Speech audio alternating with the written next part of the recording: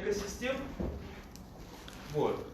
И хотелось бы начать с экосистем. В своей работе вот, по анимациям экосистем мы опирались на разработки Эмиля Джапаровича Шукурова. На работы, вот, собственно, Эмиля Джапаровича Шукурова. Вот. И пока я хотел бы вам презентовать сами схемы. Сейчас, вот нет сигнала, мне не нравится.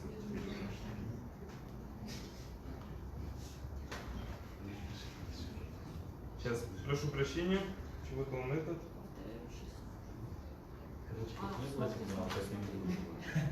Сигнал будет. Я предупреждал.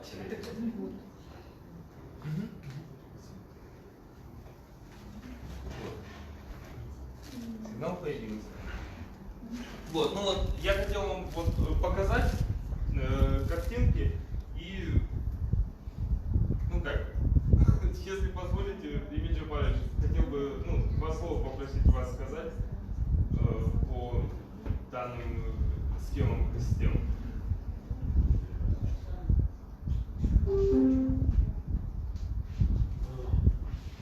Ну, конечно, такая картинка, она и цветная, и красивая, и букетики внизу. Таких букетиков там в высокогорье не всегда найдешь такую концентрацию. Но я что хочу сказать, что тут надо обратить внимание на то, что смотреть надо вот на верхние три фигуры. Наверху это главный хищник, это Пас, я правильно, да? и тут, значит, козерог и, значит, архар. И они, это вот три фигуры, они представляют ядро экосистемы. Причем любая экосистема состоит вот из ядра главного хищника и главных прокормителей. Вот это самое главное. Значит, вот эти вот все остальные, которые здесь вот изображены на вот этой картинке, и эти птицы, и звери, там не изображены, положим, насекомые, еще, может быть, там и быть и высокогорные пресмыкающиеся и так далее. Но вот это вот ядро, а вот все остальные виды, которые обязательно должны быть там, именно в этой данной экосистеме, они называются периферией ядра. Вместе ядро и периферия составляют вот эту экосистему высокогорья. Сюда же могут попадать виды, которые, ну и все они размножаются здесь, воспроизводятся, именно в этой экосистеме. Но сюда могут заходить виды, которые размножаться могут за пределами вот этой экосистемы. Ну, сюда могут волки приходить, медведи из крупных животных, могут, значит, прилетать хищники и так далее. И самые разнообразные виды.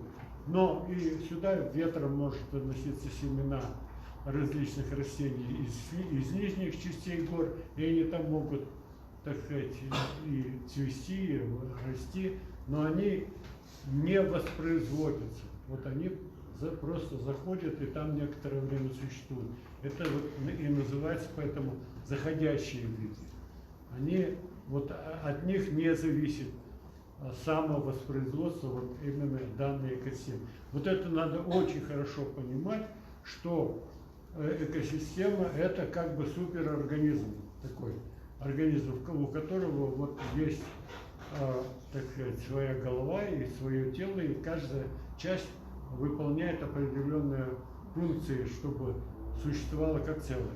И вот, к сожалению, большая часть, так сказать, ну, тех, которые говорят об экосистемах очень даже непонятно. Вот говорят, экосистема высокогорья, это значит все, что там наверху в горах, это все к одной экосистеме относится. Ничего подобного. Или же наоборот, говорят, экосистема высокогорного луга, это экосистема высокогорной степи, экосистема высокогорной пустыни. Это тоже все ерунда на постном масле, потому что в каждой экосистеме должен быть вот хозяин главный, это главный хищник, и прокормители. А вот эти хозяины, прокормители в этой высокогорной экосистеме, они не различают. Сейчас они бродят по пустыне высокогорной, по высокогорному лугу или по высокогорной степи. Они там ходят, и вот этот ареал, в котором они ходят, определяется ареалом, в котором они размножаются. Вот они, вот граница размножения популяции вот главного хищника, вот барс в популяции имеет вот там от 8 до 20 особей. Там семейные пары и значит, детеныши. И вот они, значит, вот занимают определенную территорию, внутри которой размножаются там 1-2 популяции горного козла, 1-2 популяции горного барана.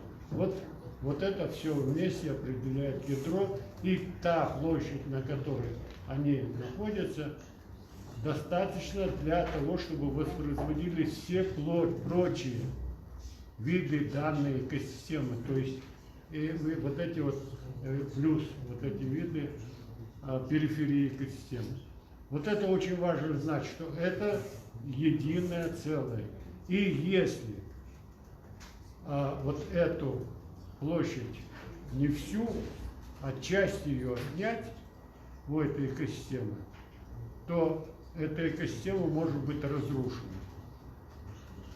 Тут самое главное, если отнять главные виды, ну, положим, нет барса, значит, нет и экосистемы, чего бы там ни было.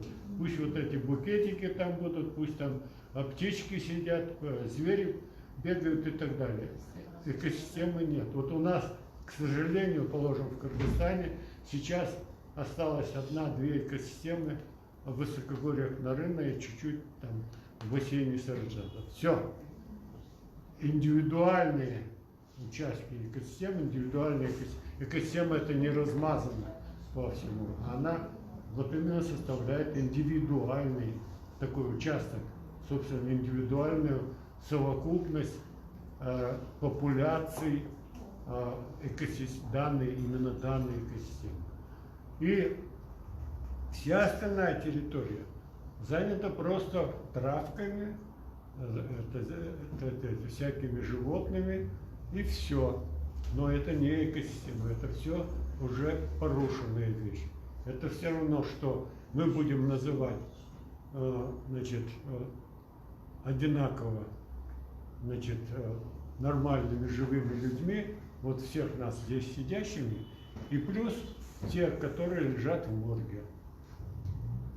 Вот это вот все, что сейчас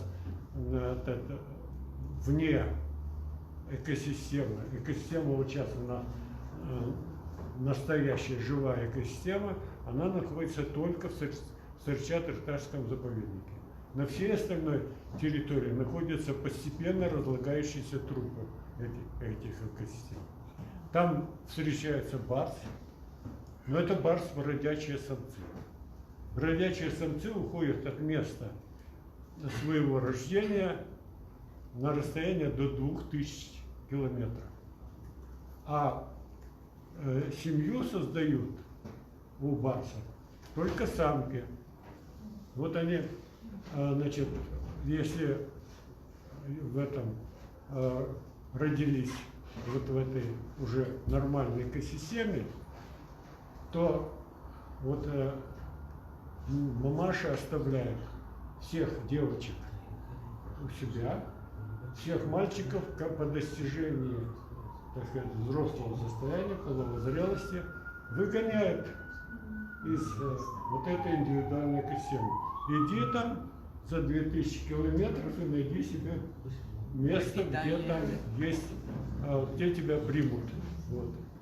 Это вот основатели, там вот эти самки, вот этих вот. И у нас есть такие случаи, положим, в Кыргызском хребте, там в восточной части, нашли самку, которая с детенышем, и рядом там тоже ходил самец, по-видимому, папаша, так? И говорят, вот теперь у нас еще одна экосистема высокогорная. Нет. Высокогорная экосистема из одной семейной пары не образуется. Там должно быть несколько семейных пар. И эти несколько семейных пар должны быть обеспечены основным пропитанием за счет достаточного количества именно размножающихся популяций, положим, горных козлов и баранов. Вот и все. То есть вот эта структура обязательно должна быть четкая и самовоспроизводящаяся на данном участке. Экосистема, вот она целостная. И она устроена очень даже точно целостно. Так же, как человеческий организм. Человеческий организм без головы не может существовать? Нет. Так что без популяции размножающихся главных хищников, в данном случае этого барса, нет экосистемы. Вот это очень важно знать. И поэтому вот если мы вот так четко будем уже представлять, что такое экосистема, мы сможем четко также, и поэтому мы должны знать, что у каждого, положим, класса экосистемы должна быть не менее определенной территории, чтобы она обеспечивала самовоспроизводство этой экосистемы. Так вот, в этом высокогорье это площадь не меньше 100 квадратных километров, если не больше. В общем, должна быть достаточно большая площадь. Если такой площади нет, не обеспечено, то это будут вот, или одиночные размножающиеся самки, или же вообще это, так сказать, одни бродячие самцы, или же вообще полное отсутствие этих главных хищников, даже отдельных особей и так далее. Это все, если это просто трава, то это не экосистема, это, то есть растительность. Почему вот это все так приняли говорить, что экосистема это, вот положим, лес, экосистема это луг, степь и так далее. Только потому, что первоначально все эти описания произошли на основании растительности. Значит, вот выделены геоботаникам были участки луга, участки этого. Ну и смотрели, какие там еще животные обитают. Ну вот на лугу такие-то, такие-то. Ну, значит, вот эти вот растения плюс вот эти вот животные, значит, это и есть теперь не травяной просто луг, а это экосистема. Но это все совершенно, неправильный подход. Я хотел резче сказать. На самом деле, если это не четкая структура, то тогда и соответствующая площадь, то тогда это нет этой экосистемы. И с этой точки зрения, положим, сейчас Сарыча-Тарташский заповедник может считаться экосистемой, высокогорной травяной экосистемой, но, положим, вот говорят, что, вот в свое время говорили, что Сарычелекский заповедник, он включает в себя, кроме лесных экосистем, еще и высокогорные экосистемы. Вот. А почему? А потому что там есть альпийские луга, а на альпийских лугах встречается барс. Значит, все, и там еще эти козлы архара бродят, значит, все есть, барсы ходят, трава есть, те, которые эту траву едят, тоже есть. Это все из-за совершенно неправильного представления о том, что такое экосистема.